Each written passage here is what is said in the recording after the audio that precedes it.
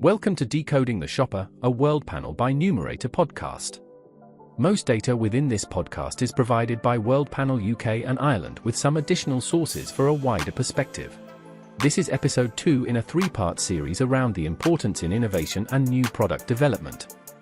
This episode focuses on how Advantage can drift. We don't see a clear relationship between, overall brand growth and the level of innovation. So it's quite murky, that kind of idea of, just because you're innovating loads, are you therefore going to grow? Not necessarily at all. The most successful incremental products in our study have actually generally had more volume and more breadth of promoting going on than the category average, quite a lot more actually. It's a win-win for the retailer and the manufacturer in that sense, and that is ultimately the real killer of a lot of MPDs, is aligning those stakeholders. Hello, welcome to our podcast. My name's Paul Fraser. I've got the privilege of being in charge, nominally, I think, of the analytics team here at World Panel. And we're here today to talk to you about innovation. And before joining World Panel, I spent most of my career on the client side in marketing, launching lots of innovation and managing brands. I'm Mark Smithson. So I've spent most of my career actually trying to get under the skin of shopper behaviour, really trying to look at the patterns, using lots of interesting analytics to try to really explain and see what's going on in lots of different contexts. I'm Jackson, and I've spent close to a decade now doing the roughly the same thing. And I suppose the difference is I'm a little bit more specifically pointed towards innovation. So most of the questions our clients ask come across my desk at some point or other. This idea, which is really interesting, that you can look at your first month or first 3 months sales, and you've done a big bundler end in major retailers, and the sales number looks good. But below the surface, there's something fundamentally that's not quite as good. So how does this advantage drift? What does that look like when advantage begins to drift, and how do we pick it up? Yeah, I think we've used that language almost as code for this idea that sales and your incremental performance are certainly not, there's not an obvious linkage between them. I think it's one of the kind of quite interesting surprises from the study is that when you look at brands over the last couple of years that have, sort of innovated volumetrically a lot, they've got kind of a lot of innovation going on. We don't see a clear relationship between, overall brand growth and the level of innovation. So it's quite murky, that kind of idea of, just because you're innovating loads, are you therefore going to grow? Not necessarily at all. I mean, maybe in the very long run, yes, it's an essential thing to do. But that kind of risk or that kind of difficulty seeing that, I think, is because underneath the bonnet with sales, there's actual genuine shopper churn, shopper behavior change, people moving their repertoires and their product mix around. And that can be the kind of drift. It's almost this undercurrent below the surface of the sales where, shoppers could be cannibalizing or moving their volume from a slightly more premium to a slightly less premium pack or disrupting their kind of repertoire, moving from something well established to something that's new and a little bit more tenuous. So this idea of drift is really just saying that there's a sort of an inherent peril that you might not see from your top line sales numbers. And this measure of category incrementality is really trying to cut through that.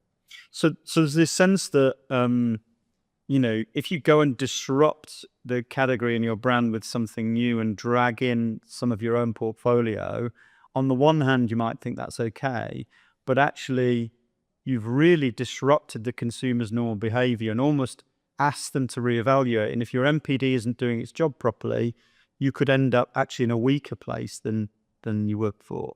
What is it, Jackson, what do brand teams or category teams or insight teams within clients need to be looking at early on in innovation, those first few weeks and months, to make sure that's not the case?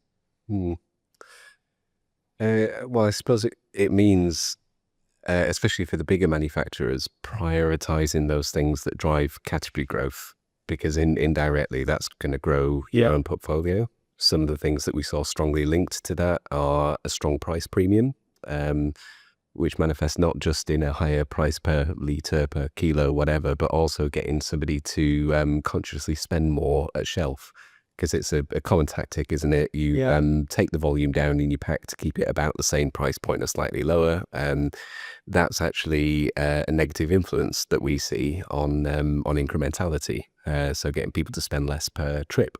But there's kind of a balance going on there, isn't there, that we've seen, which is this idea of, you want a higher price per volume, so price per kilo, but actually you've got to modify that a little bit with the pack size. So you still want it to be a slight trade up, but you've also got to keep the product accessible and affordable in the same way. So we've tended to see quite high premiums when it comes to price per volume in our most successful launches in our study, but the actual sort of the index or the increase in the actual sort of price per pack is a bit more muted. And the successful products kind of just use that pack volume to kind of control that balance. You're kind of making a small trade up in pack, but you've kind of probably got quite much more expensive stuff in the actual box. That's driving that. So those two things, there is a little bit of a balance going on there, and I think those proportions and what we've seen working well are the kind of statistics that the playbook will kind of reveal. And what else is in that playbook, in the sense that, if I'm at the beginning of my stage gate process and I'm thinking about new ideas and I'm thinking about what I launch in my brand portfolio or indeed a new brand, what am I looking at the end game when I land in store to make sure I do? I mean, you talked about price premium. Are there other things that I need to make sure? What's critical from consumer's perspective to make innovation a success? That's more execution, isn't it? So that if your starting point is we need to drive a pack price premium and a volume premium, in terms of execution, obviously promotions are key. They're a bit of a double-edged sword, you might say. So the key really is to leverage the visibility and disruption to people's shopping routines that you get from promotions without setting the false expectations that deep discounts can give. So I guess that's manifested, Paul, in the sense, in the study, what we've seen is that, the most successful incremental products in our study have actually generally had more volume and more breadth of promoting going on than the category average, quite a lot more actually, and then a lot more noise and winning that sort of in-store visibility, but they're actually keeping their discounts a little bit below the average, so they're kind of muting that. So the most successful launches tend to make lots of noise without giving too much away, and it's a delicate balance, but it's not going too aggressive on those discounts. So the days of coming back as a national account manager saying, I've got you a gondola end in all the multiples, it's a half price deal. You don't get the pat on the back that maybe you once did for doing that, is kind of what you're saying, I think. And a classic example where you might see huge volume of sales from doing that, but actually underneath the bonnet again, that risk of drift is happening where, people are kind of actually buying into that new proposition, but at quite a low price because it's being discounted. And actually that could be taking away full price sales and full price purchases on established routine, which is a danger. And I guess for category teams out there who are trying to balance that, convincing their retail customers, or indeed retail customers who are watching this, about what should I be looking for, surely the argument is, well, actually category incrementality is good for both of you. And therefore the temptation to run deep discount is there, but that's probably not going to benefit either the category, the retailer, or the manufacturer.